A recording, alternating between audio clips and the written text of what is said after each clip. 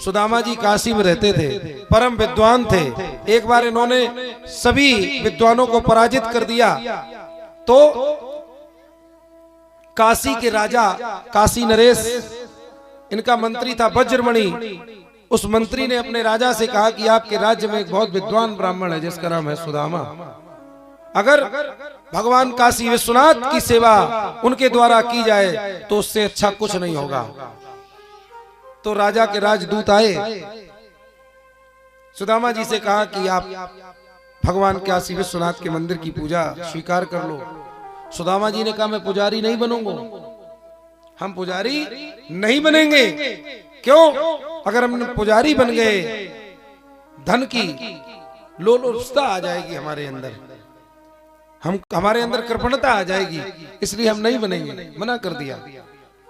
जब मना किया तो राजाज्ञा का उल्लंघन करने के दंड में काशी नरेश जो काशी के राजा थे, उन्होंने सुदामा जी के पास में भेजे अपने राजदूत और सुदामा जी का सारा सामान निकलवा दिया।